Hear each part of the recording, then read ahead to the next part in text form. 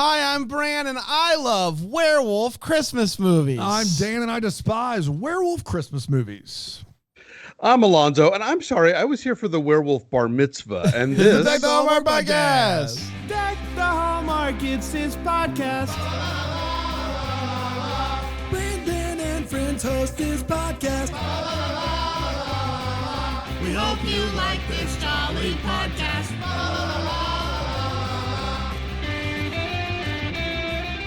Hi, everybody. Happy July. We finally made it One to of July. these days, Bran. Yeah? What's going on? We actually are in June, if you can believe it. Yes. It's great to be here today. You didn't want to acknowledge Memorial Day. No. Because And you I hate skipped the June troops, altogether. And then you skip Pride Month altogether because you hate Yes. LGBTQ plus people. So, I mean... and weddings, apparently. Yeah. So, great job, Bran, all the way around.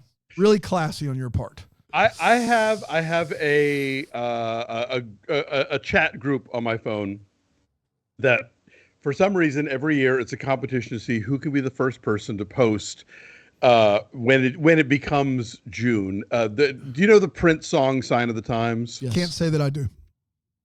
Really? Okay. Well, anyway, there's a line about like how his cousin smoked reefer in May or something, and like now he's on horse. It's June, and so "It's June" is because like the thing in our chat group that to mark the passage. It's sort of our version of the Justin Timberlake "It's Gonna Be May" meme. I love it. There you go. That's nice. Prince, it's going to be June. No, I'm thrilled that Or it's it is June. June. I love June. There's no one that loves June more than me. All I right. do want it on the record. That doesn't make it sound better. We're talking about... June Havoc, Maybe June you're Allison. saying I love June more than anyone's ever loved No June. one loves June more than me. I thought about changing my name to June. That's how much I love it. That's right. Yeah. June Gray. Really excited.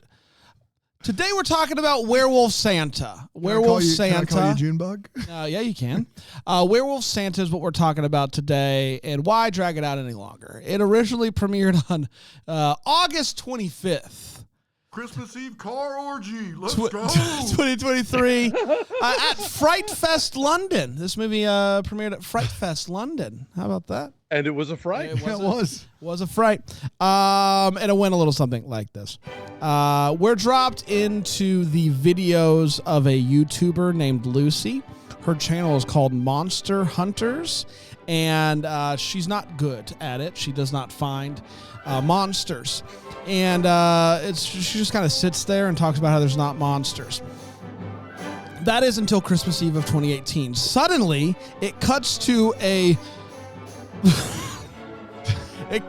storybook and illustrations, and we hear the entire story, "'Twas the Night Before Christmas," with the illustrations. And I don't know why it happens, but it's the entire story, and the illustrations are like weird because I think the guy gets high with Santa.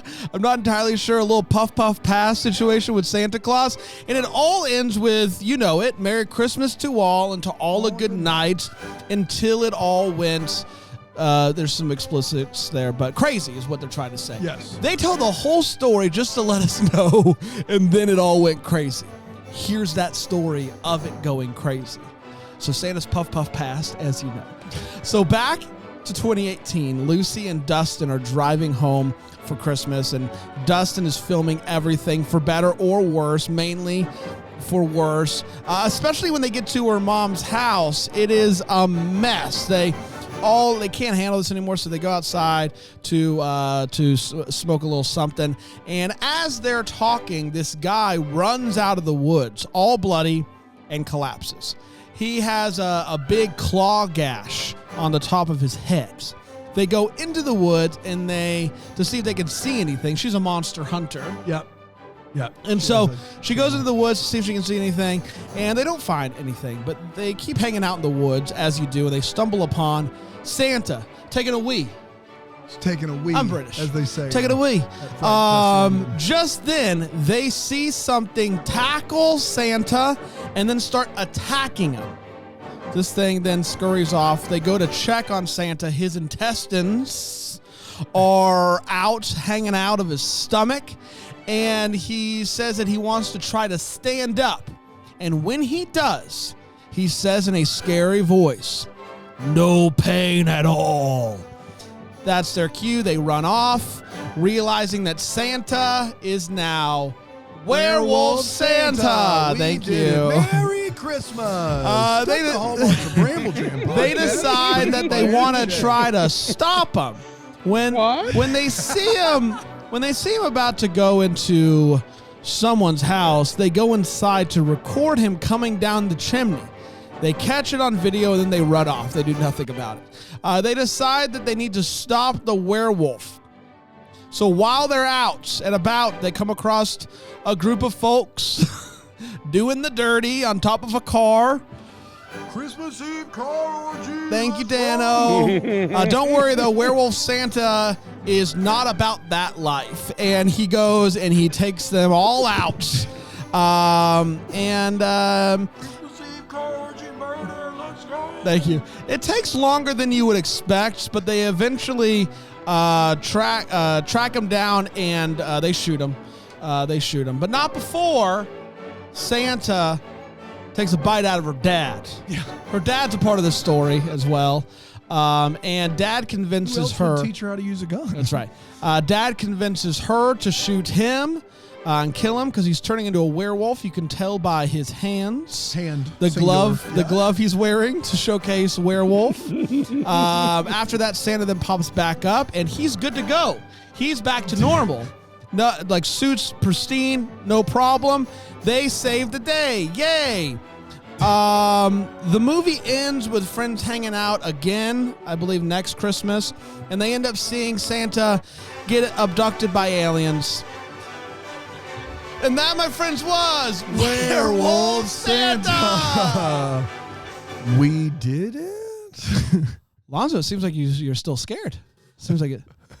Oh yeah, terrified, but only in an aesthetic way. You would think if you listen to Junebug synopsis, you'd think that he had left out just so much pages and pages, but he did not. In fact, the movie is only an hour and 10 minutes, so there's that. Let's take a quick break. We'll come back and we'll break this movie down here on Deck the Hallmark.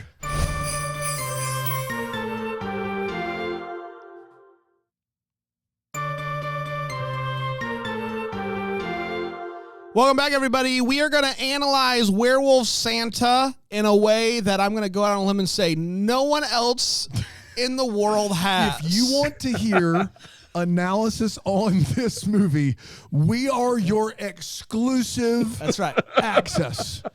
This is it. This episode is going to be near the runtime of the film. Yeah. Let's break this movie down. We're going to start with the hot take, as where we share exactly how we felt about this movie. Alonso, how's your life changed since watching Werewolf Santa? What'd you think? Christmas Eve car orgy. Let's go.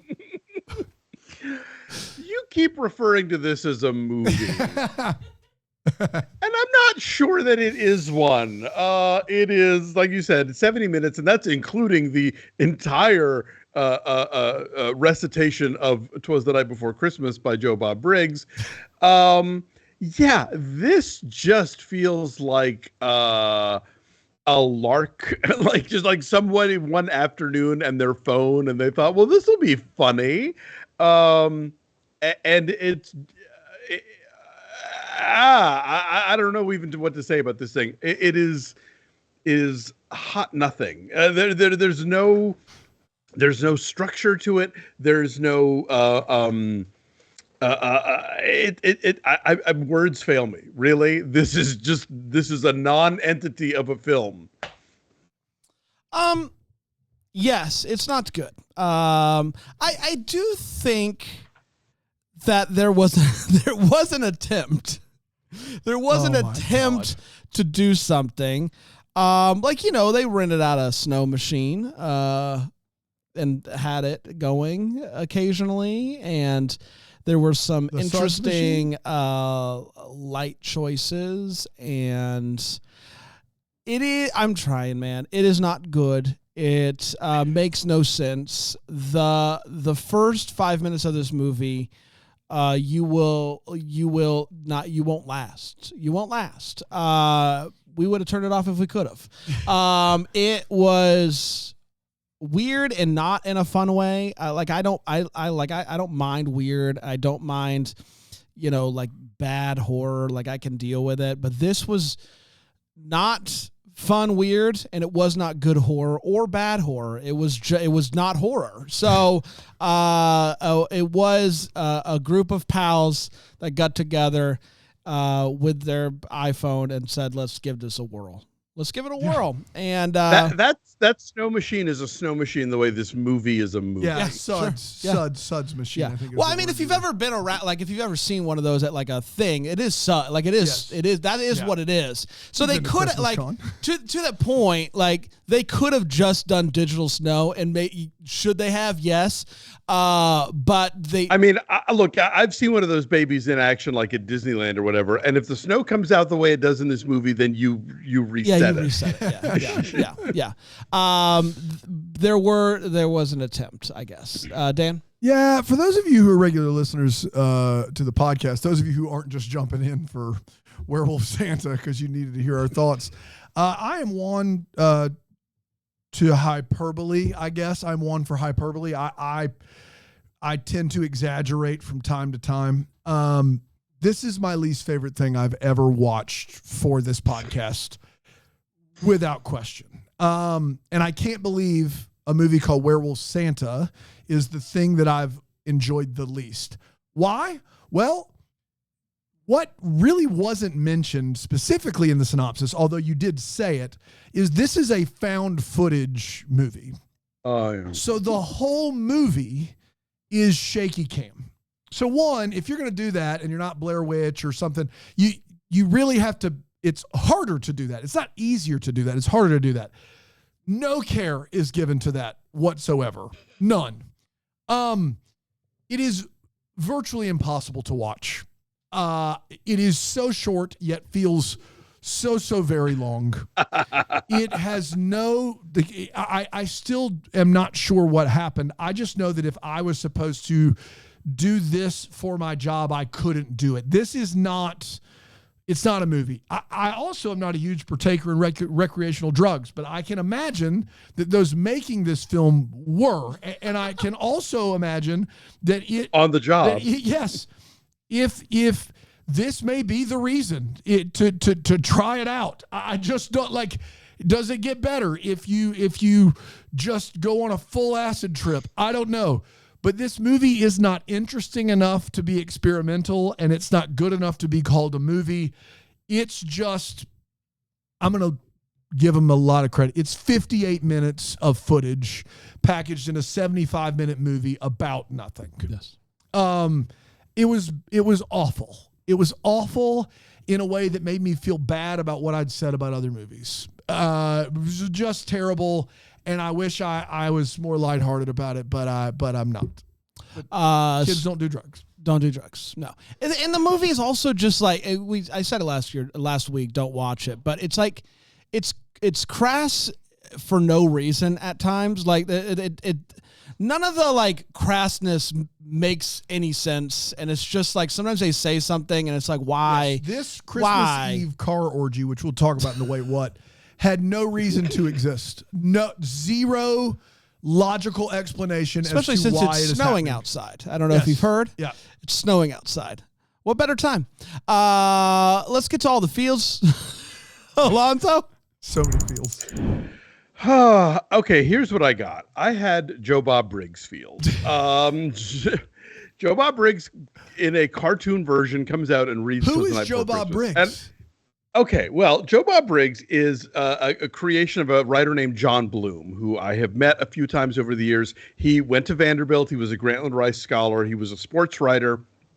Wound up going to Dallas, created this persona of Joe Bob Briggs, who was a guy who reviewed drive-in movies. So he would review like kung fu movies and like crappy horror movies and that kind of thing. And he's now kind of like the white dude Elvira, like in that he will sort of host dumb, weird, like grindhouse movies on Shudder and various places. And so, yeah, they don't introduce him. If you don't know who he is, they don't explain it to you. The creators of this movie made up Joe Bob Briggs because they were just super duper high. I was so confused by this.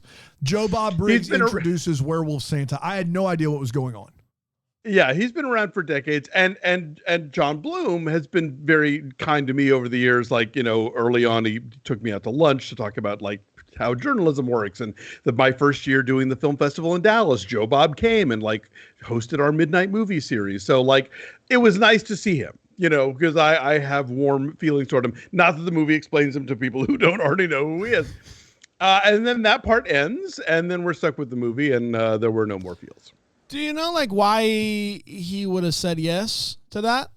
Money? I don't know if I don't know. I think probably he had like a contractual number of movies he had to introduce, and they just like, okay, we can get this one. Kind of. It ain't Casablanca, but it get you there. It's technically a movie. I just have Joe Bob Briggs as Texan because he's in Texas. That's all I got. Sorry. Yeah, no, that is totally Texan. Is how the character works. And like, it's funny when I did an interview with him once before I met him, and they asked me, now, do you want to talk to John or to Joe Bob? Because apparently he doesn't like to switch in the middle. So I was like, I'll talk to John, and that'll be fine. It's like, do you want to talk to Bran or do you want to talk to Junebug? Because that's a whole other thing. And I get that. Are there such Joe Bob fans that would watch this movie just for Joe Bob? Presumably, yeah. I mean, like I said, he has like a sort of branded line of things that he hosts on like Shudder or wherever. So, I mean, obviously, if there's more like this, then maybe they're going to get a little pickier about which ones they invest in. But he is a brand in this world. Sure, give me Alonso's. Yeah, I'll take Alonso's as well. All right, great. Cheers, everybody, to Joe Bob Briggs, Joe Bob, a real person, and we love him, or at least a character made up by a real person. Right. Whatever. That's right. Shout out to Joe Bob. Shout out. If you want to introduce our show every week, let us know. We'll be back in just a second with the Wait What and the What the Hallmark here on Deck the Hallmark.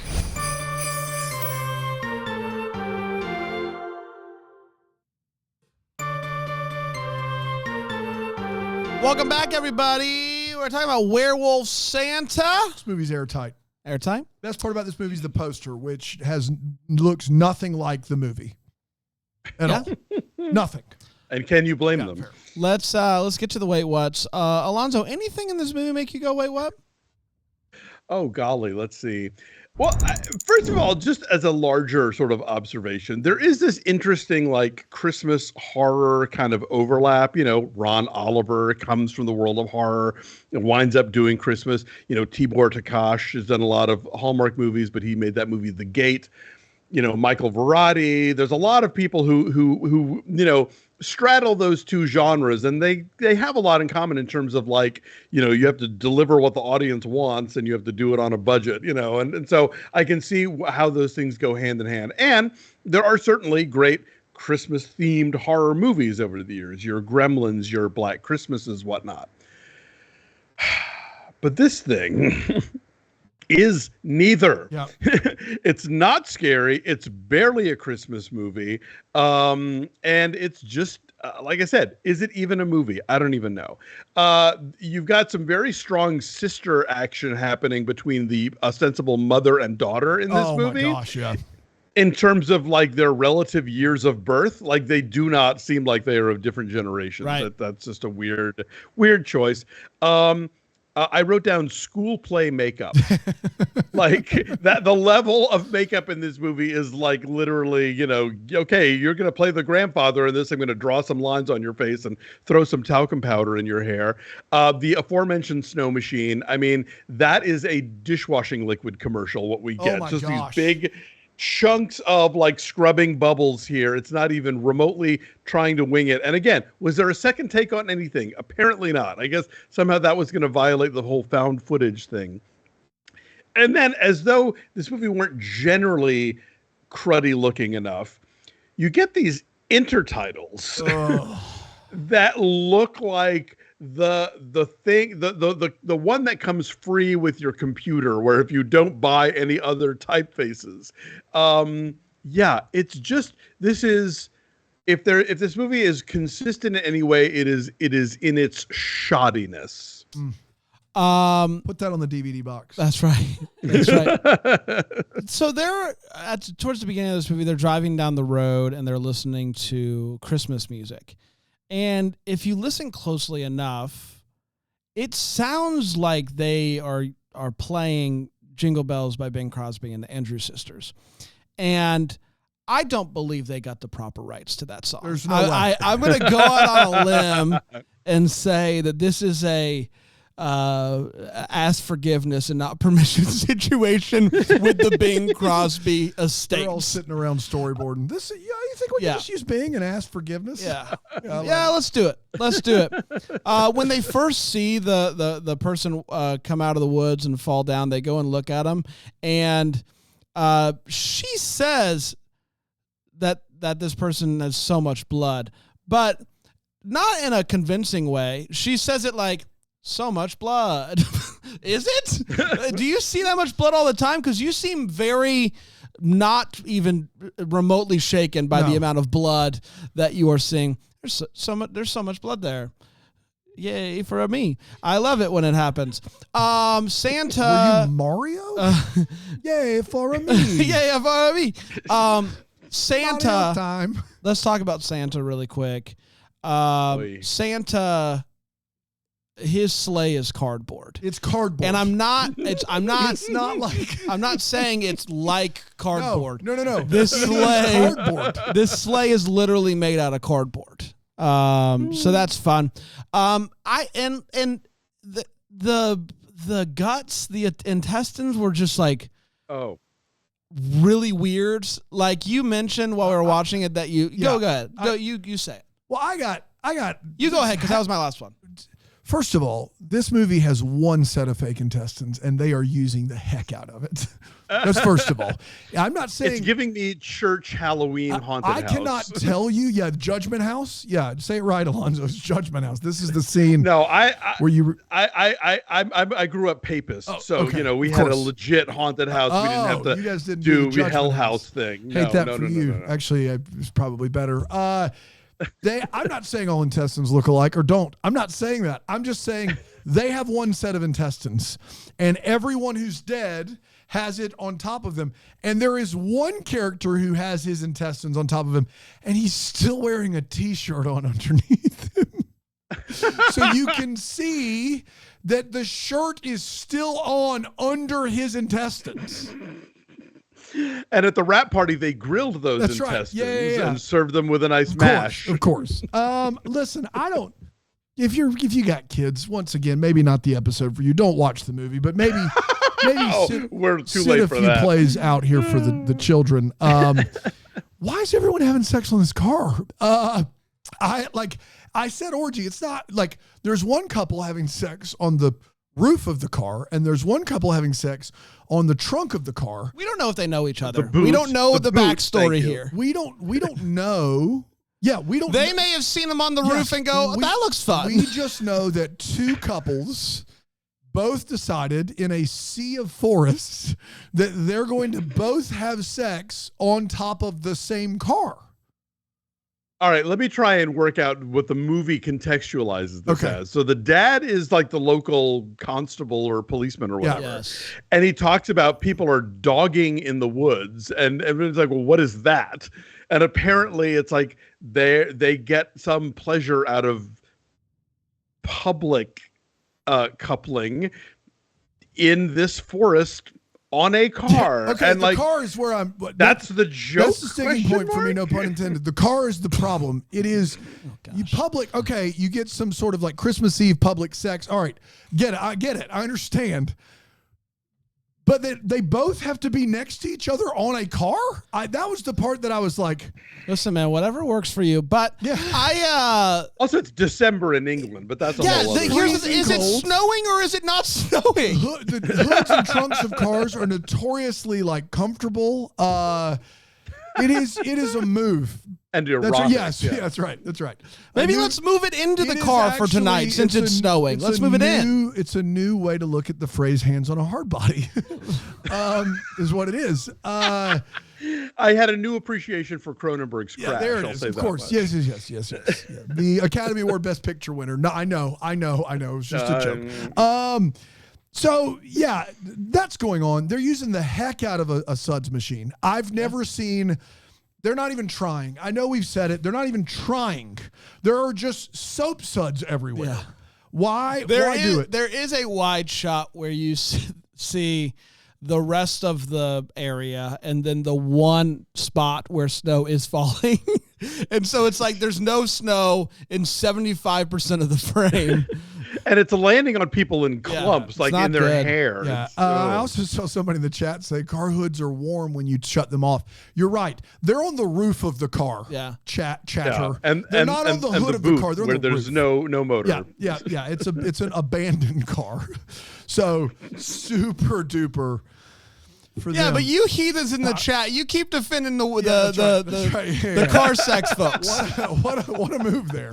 Hey, if you're gonna have sex in a car, that's where you. Let's hear them out. Rebel Let's Fest hear is going to them be out, off the guys. chain. If the car still worked, they'd have sex in the car where there's climate control. It's an abandoned car. And radio. Yeah. I do have one what that involves the actual plot of this movie. The dad in this movie tells his daughter the instructions of how to fire a gun in 3 different scenes. Now, we've already said this. This movie's 72 minutes, maybe, with credits. The Night Before Christmas is a long freaking book. They read the whole thing. They don't read the parts that you hear in like the Santa Claus, where then Tim Allen's like, they don't do that. They read the whole thing. So take 5 minutes out off the top right there. In the rest of the runtime of this film, there are 3 scenes where the dad's like, don't forget about the safety. And then you load it is a gun. It is not, calculus-based physics. Like, this guy is explaining to a grown woman how to just fire a gun in 3 different scenes. And did they not have anything else to say? It is beyond me how that happened. So those are my wait whats. It's time for Werewolf? I don't know. It's where we Shudder me Werewolf, timbers. their castle. Okay. Yeah, we've all got good ideas here. It's what the hallmark is where we want to. This is Shudder said no to this. Like, it's not even on Shudder. Yeah. It's where we wonder what could have been. Maybe have because of any clarity to the questions that we have. Alonso, what are you still wondering about? I just have to say, as I'm watching like this, college dropout failed YouTube host, her nerdy childhood best friend, and her bickering parents making their way through the woods, all I could think was, can we take a moment to appreciate how great Shaun of the Dead is? My gosh, it's so great. It's so great. Shaun of the Dead's a great movie. One of my all-time favorites. And this movie cannot get anywhere close, but it's trying. And I was immediately thought about, what would I rather be watching? This movie's kind of reminding me of. Oh yeah, Shaun of the Dead. And you know what? Their Christmas Eve car sex orgy was it's so classy. Yeah, it's and germane to the plot. That's right. Yeah. It's classy. It's classy. When they are playing Queen in the bar and they're hitting in rhythm, the zombie in rhythm. Oh my goodness, just an all-timer. Sorry, go ahead. So, Brian, you've seen Shaun of the Dead, of course. I have.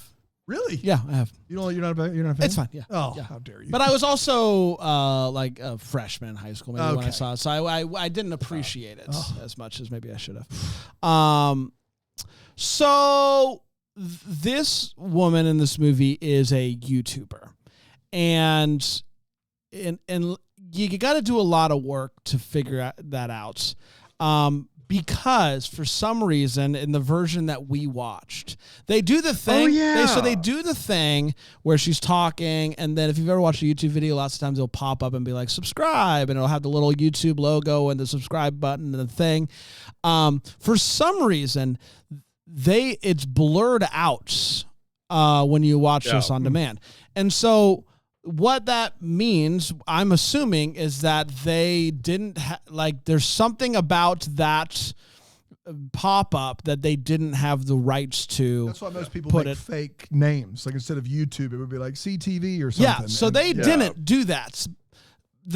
Bing and the Andrews sisters, sure, but they're not going to mess with Google. No. You don't mess with Google.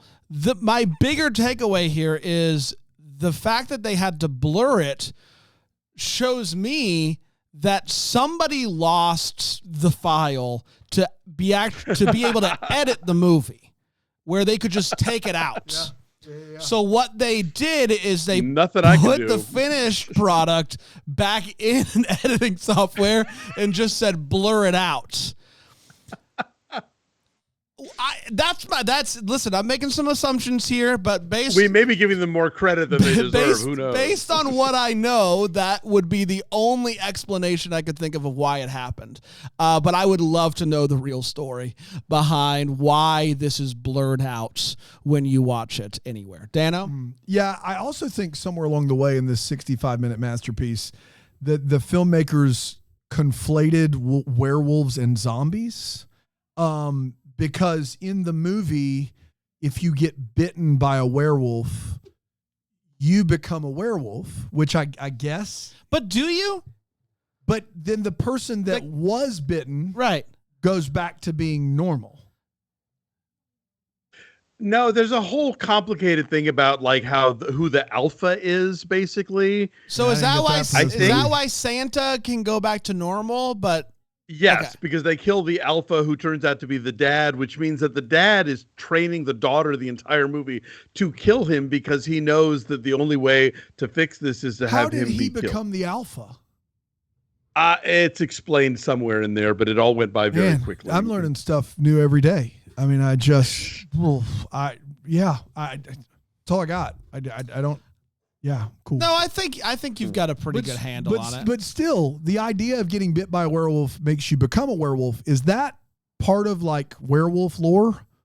Well, usually what happens is if you get bit by a werewolf, then the next time there's a full moon, you become a werewolf. The full moon thing. Exactly. This is like a Walking Dead situation where you get bit. And it's just infectious. Yeah.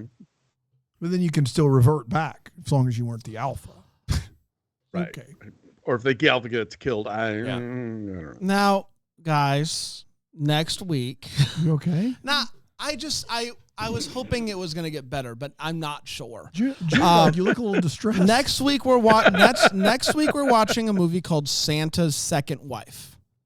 Okay. Now, Santa's Second Wife was created by Movie Central, and the only way to watch it is on Movie Central's YouTube page. They have lots of movies. It's called Santa's Second Wife. It's on YouTube. You can watch it. Oh, it's called Santa's Second Wife. But you had to do that title, though, right? Santa's Second Wife. Well, we might get another car scene. One of these days, I'm going to be angry enough to just pick all the movies. We're almost done. We're almost to July, and then we'll start having fun. We're almost done. Okay. We're almost done. Here we go. We'll be back next week with that. We'll be back tomorrow with another one. Until then, maybe first to wish you a Merry Christmas. Deck the Hallmark's a Bramble Jam podcast is produced by Aaron Shea. For more information on Deck the Hallmark, you can go to deckthehallmark.com. For more information on the Deck the Hallmark family, you can go to BrambleJamPlus.com. Deck the Hallmark is presented by Philo TV. For a free trial of Philo, go to philo.tv/DTH.